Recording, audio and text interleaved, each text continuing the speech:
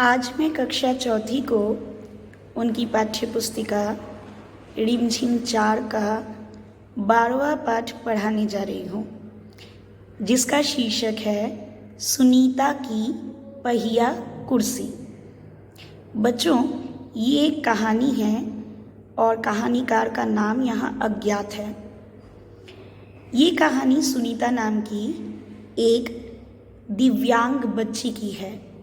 अब दिव्यांग किसे कहा जाता है?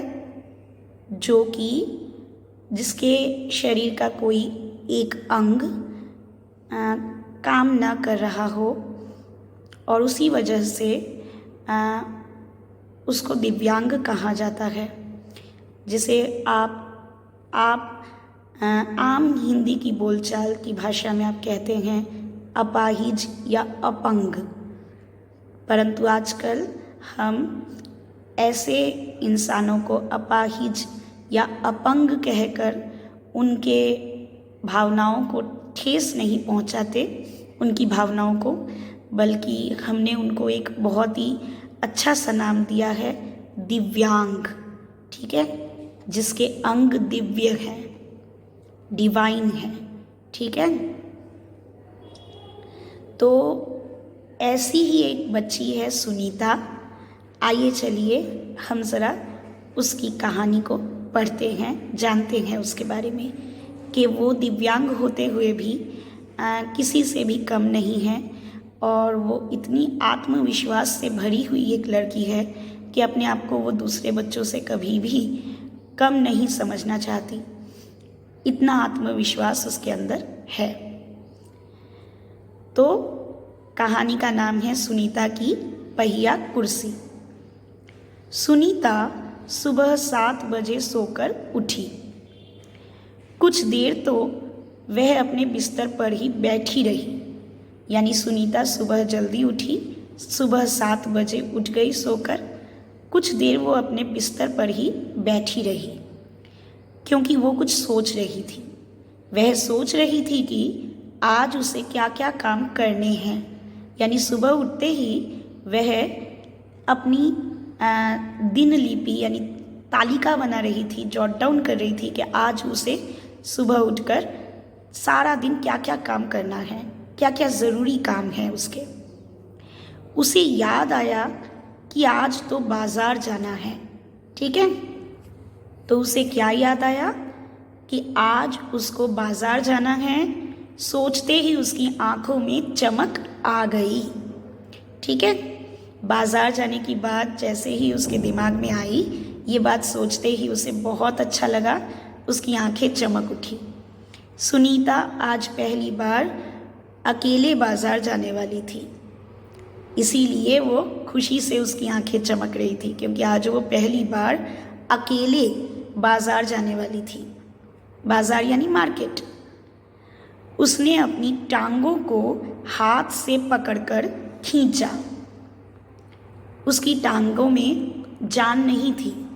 वो खुद ब खुद अपनी टांगों को उसकी टांगें उठ नहीं सकती थी या हिल नहीं सकती थी, इसीलिए उसकी टांगों को उसने खुद ही अपने हाथों से पकड़कर खींचा और फिर उन्हें पलंग से नीचे की ओर लटकाया।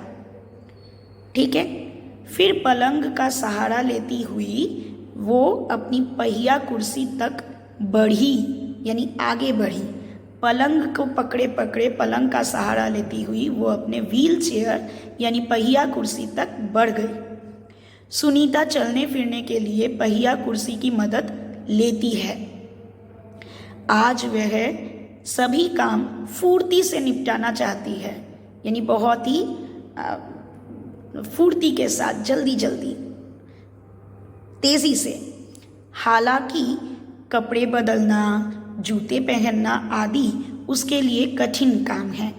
अब कुछ काम ऐसे हैं जो वो बिना सहारे के नहीं कर सकती, इसीलिए कपड़े पहनने में, जूते पहनने में और मतलब कुछ काम हैं, उन्हें करने के लिए उसे कुछ मदद की, सहारे की ज़रूरत कभी कभी पड़ती है, क्योंकि ये काम अकेले करना उसके लिए कठिन है। पर अपने रोज़ाना के काम यानी रोज़मर्रा के जितने भी काम होते हैं प्रतिदिन, उसे करने के लिए उसने स्वयं ही कई तरीके ढूंढ निकाले हैं, यानी कुछ ना कुछ जुगाड़ वो कर लेती है, तरीके ढूंढ निकाले हैं उसने कि रोज़ के काम वो आसानी से बिना किसी की मदद के कैसे करे। 8 बजे तक सुनीता नहा धोकर तैयार हो गई। ठीक है, तो वो कितने बजे उठी? 7 बजे। और कब वो नहा धोकर तैयार हो गई? 8 बजे तक। तो 1 घंटा तो उसे लग गया। माँ ने अब मेज़ पर नाश्ता लगा दिया था। मेज़ यानी टेबल। मेज़ पर माँ ने सुबह का नाश्ता यानी ब्रेकफास्ट लगा दिया था। लगा देना यानी परोस देना। अब सुनीता ने कहा, माँ अचार की बोतल पकड़ाना, यानी ज़रा मुझे दो ना अचार की बोतल। माँ ने रसोई घर से जवाब दिया। उस समय माँ मेज़ के सामने नहीं थी, वो रसोई घर में काम कर रही थी और उन्होंने सुनीता को हमेशा आत्मनिर्भर बनाया था। इसीलिए वो चाहती थी कि सुनीता बिना किसी की मदद के ज़्यादा से ज़्यादा काम करे। इसके लिए माँ ने हमेशा उसको समझाया। माँ ने कहा कि तो माँ ने क्या किया? माँ ने कहा कि अचार की बोतल अलमारी में रखी है, तुम ले लो। सुनीता खुद जाकर अचार अलमारी से ले आई और नाश्ता करते करते अब सुनीता ने माँ से पूछा, माँ बाजार से क्या क्या लाना है? माँ ने जवाब दिया, 1 किलो चीनी लानी है, पर क्या तुम अकेले संभाल लोगी? सुनीता ने मुस्कुराते हुए कहा, पक्का, यानी हाँ माँ बिल्कुल, मैं ज़रूर अपने आप को संभाल लूँगी और अकेले जा पाऊँगी बाज़ार। सुनीता ने माँ से झोला और रुपए लिए। झोला यानी बाज़ार में जाकर चीज़ें खरीद कर लाने के लिए एक बैग लिया, झोला लिया और खरीदारी के लिए रुपए पैसे लिए और अपनी पहिया कुर्सी पर बैठकर वह बाज़ार की ओर चल दी। सुनीता को सड़क की ज़िंदगी देखने में मज़ा आता है, क्योंकि वो ज़्यादा बाहर निकल नहीं पाती और निकलती भी है तो अपनी पहिया कुर्सी से उठ नहीं पाती। तो सड़क पर लोगों को आते जाते देखना, दौड़ते हुए देखना, बच्चों को खेलते हुए देखना, ये सब उसे बहुत अच्छा लगता है, उसे देखने में मज़ा आता है। चूँकि आज छुट्टी है इसलिए हर जगह बच्चे खेलते हुए दिखाई दे रहे हैं। चूँकि यानी क्योंकि आज छुट्टी का दिन है, हॉलीडे है, ठीक है, अवकाश का दिन है, इसीलिए हर जगह पर बच्चे जो हैं खेलते हुए नज़र आ रहे हैं। सुनीता थोड़ी देर रुककर उन्हें रस्सी कूदते, गेंद खेलते देखती रही। सुनीता थोड़ी देर के लिए अपनी पहिया कुर्सी को रोक कर बच्चों को खेलते हुए देखने लगी। कुछ बच्चे रस्सी कूद रहे थे, स्किपिंग, कुछ बच्चे गेंद से खेल रहे थे। वह थोड़ी उदास हो गई। वो थोड़ी सी उदास इसलिए हो गई क्योंकि वो उन बच्चों की तरह दौड़ कर, भाग कर ये सारे खेल नहीं खेल सकती। दिव्यांग होने के कारण वो अपने पहिया कुर्सी से उठ नहीं सकती, उसके पैरों में जान नहीं है। यही बातें सोचकर वो उदास हो गई। वह भी उन बच्चों के साथ खेलना चाहती थी। तो ये बहुत ही दुख की बात है कि उसे खेलने की बहुत इच्छा हो रही थी, पर वो खेल नहीं सकती। ये बात सोचते हुए ही उसके मन में उदासी छा गई। खेल के मैदान में उसे एक लड़की दिखी जिसकी माँ उसे वापस लेने के लिए आई थी। खेल के मैदान में एक लड़की थी और उसकी माँ आई थी उस लड़की को अब घर वापस ले जाने के लिए। दोनों एक दूसरे को टुकुर टुकुर देखने लगे। अब एक बच्चा दूसरे बच्चे को जब देखता है तो बड़ी हैरानी की नज़रों से एकटक आंखें गड़ाए देखता रहता है। तो इसी तरह से वो लड़की भी सुनीता को देख रही थी और सुनीता भी टुकुर टुकुर उस लड़की को देख रही थी। फिर सुनीता को एक लड़का दिखा। उस बच्चे को बहुत सारे बच्चे छोटू छोटू कहकर बुलाकर चिढ़ा रहे थे। यानी एक और लड़का सुनीता को दिखा जिसे बाकी सारे बच्चे बहुत चिढ़ा रहे थे, उसका मजाक उड़ा रहे थे। सब लोग उसे छोटू छोटू कह रहे थे, उसको मतलब उलाहना कर रहे थे, उसको व्यंग्यात्मक तरीके से छोटू छोटू कहकर चिढ़ा रहे थे। दरअसल उस लड़के का कद बाकी बच्चों से बहुत छोटा था, यानी उस बच्चे की हाइट, कद यानी ऊंचाई दूसरे बच्चों से कम थी, काफ़ी कम थी।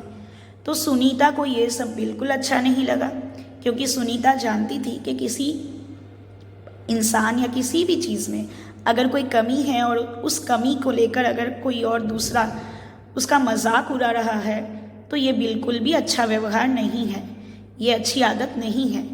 कभी भी किसी की कमज़ोरी को लेकर उसका मजाक नहीं बनाना चाहिए। तो सुनीता को ये व्यवहार अच्छा नहीं लगा।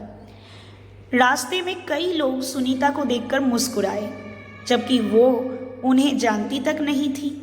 यानी ये सभी लोग सुनीता को पहिया कुर्सी पर देखकर उसके प्रति दया की दृष्टि डालकर थोड़ा मुस्कुरा रहे थे। पर सुनीता को समझ नहीं आ रहा था कि लोग मुझे देखकर मुस्कुरा क्यों रहे हैं, जबकि मैं तो इनको पहचानती भी नहीं।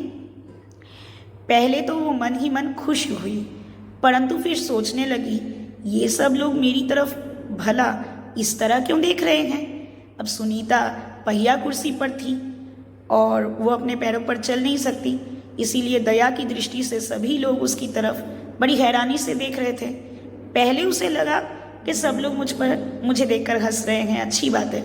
पर जब उसे एहसास हुआ कि लोग हैरानी से उसको देख रहे हैं, दया की दृष्टि से देख रहे हैं, तो उसे अच्छा नहीं लगा।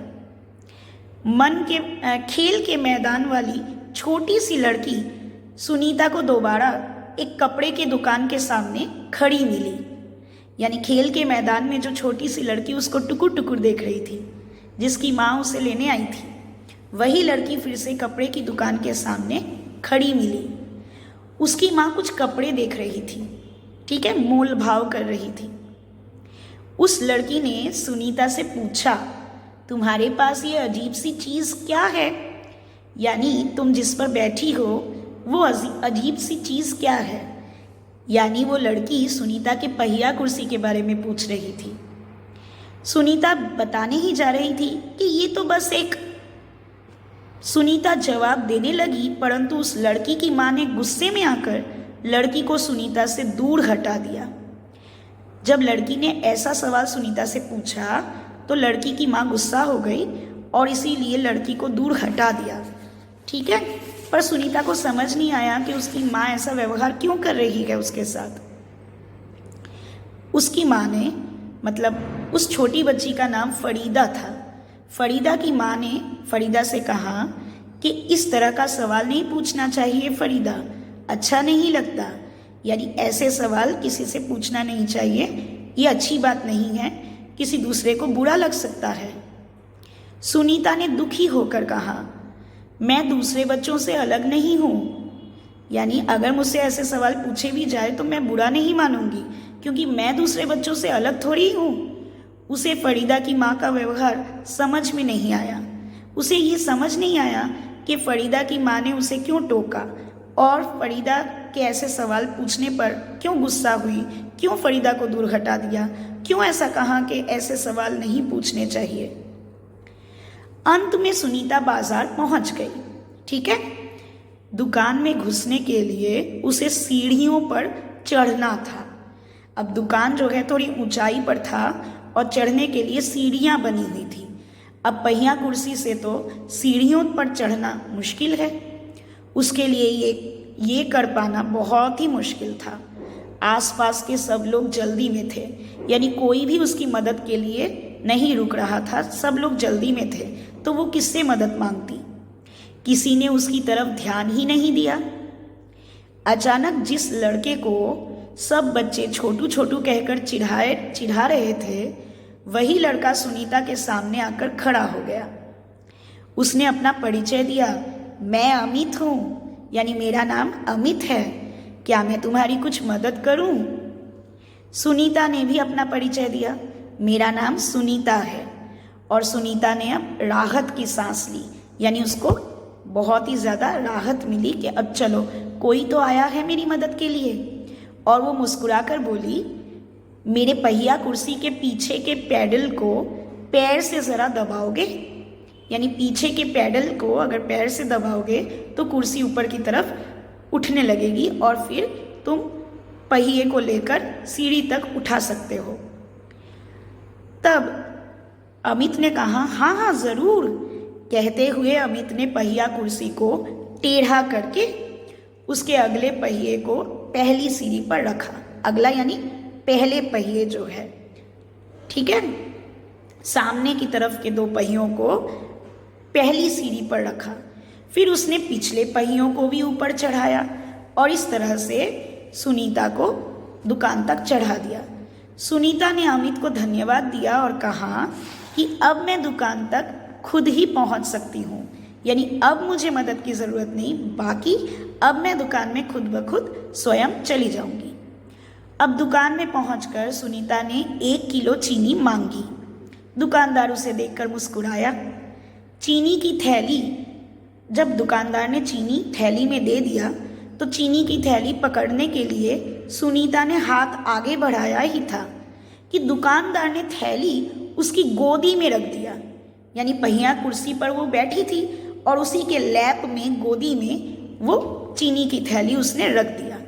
तो सुनीता ने अब गुस्से में कहा, मैं भी दूसरों की तरह खुद अपने आप सामान ले सकती हूँ, यानी मेरे हाथ थोड़ी नष्ट हुए हैं, इनमें तो जान है। मैंने जब हाथ बढ़ाया तो आपको थैली मेरे हाथ में देनी चाहिए थी, तो आपने मेरी गोदी में रख दी। मैं खुद ब खुद अपने सामान को खुद ले सकती हूँ। उसे दुकानदार का व्यवहार बिल्कुल अच्छा नहीं लगा, क्योंकि वो किसी से दया नहीं चाहती थी, ठीक है। दया, सांत्वना, ये चीज़ें उसे पसंद नहीं थी। वो चाहती थी कि सभी उसके साथ बराबर का व्यवहार करें। चीनी लेकर सुनीता और अमित बाहर निकले। अमित सुनीता को छोड़कर नहीं गया था, वो साथ ही था। सुनीता ने अमित से कहा, लोग मेरे साथ ऐसा व्यवहार करते हैं जैसे कि मैं कोई अजीबो गरीब लड़की हूँ। अजीबो गरीब यानी अजीब, थोड़ी अलग, ठीक है। अमित ने उसे समझाते हुए कहा, शायद तुम्हारी पहिया कुर्सी के कारण ही लोग ऐसा व्यवहार करते हैं। तब सुनीता ने कहा, पर इस कुर्सी में भला ऐसी क्या खास बात है? मैं तो बचपन से ही इसी पर बैठकर इसे चलाती हूँ। अब सुनीता को समझ नहीं आ रहा था कि उसके पहिया कुर्सी पर बैठने पर लोगों को इतनी हैरानी क्यों होती है, लोग उसको दया की दृष्टि से क्यों देखते हैं, क्योंकि वो अभी बच्ची थी। उसने कहा, मैं तो बचपन से ही इसी पहिया कुर्सी पर बैठकर इसे चलाती आ रही हूँ, फिर लोग इसे, मतलब मेरे कुर्सी पर बैठने पर लोग, ऐसी क्या खास बात हो जाती है कि लोग मुझे हैरानी से देखते हैं, अलग व्यवहार करते हैं, मुझे अजीबोगरीब समझते हैं। अमित ने पूछा, पर तुम इस पर क्यों बैठती हो? अब अमित भी बच्चा था, उसे भी नहीं पता था कि इस पहिया कुर्सी पर क्यों बैठा जाता है। सुनीता ने अमित से कहा कि मैं पैरों से चल ही नहीं सकती, इस पहिया कुर्सी के पहियों को घुमाकर ही मैं चल फिर पाती हूँ, लेकिन फिर भी मैं दूसरे बच्चों से अलग नहीं हूँ। मैं वे सारे काम कर सकती हूँ जो दूसरे बच्चे कर सकते हैं।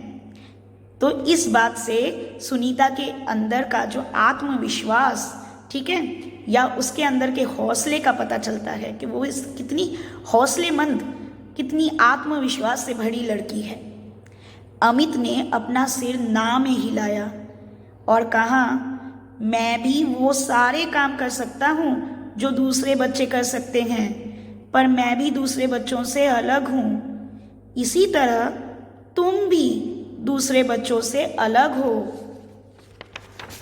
अब अमित ने सोच लिया था उसके छोटे कद के कारण वो दूसरे बच्चों से अलग है, उसको सब कुछ आता है, वो दूसरे बच्चों की तरह सब कुछ कर सकता है, पर अपने कद के कारण वो अपने आप को अलग समझता था, दुख था उसको। पर सुनीता ने उसे समझाते हुए कहा, नहीं, हम दोनों दूसरे बच्चों से अलग नहीं हैं, दूसरे बच्चों जैसे ही हैं। अमित ने दोबारा अपना सिर ना में हिलाया और कहा, देखो, तुम पहिया कुर्सी पर बैठकर चलती हो, मेरा कद बहुत छोटा है, तो हम दोनों ही बाकी लोगों से कुछ अलग हैं। पूरी तरह अलग ना होकर भी हम कुछ तो अलग हैं। पर सुनीता ये मानने को कतई तैयार नहीं थी कि वो अलग है। सुनीता कुछ सोचने लगी। उसने अपनी पहिया कुर्सी आगे की ओर खिसकाई, ठीक है, खिसकाना यानी सड़काना।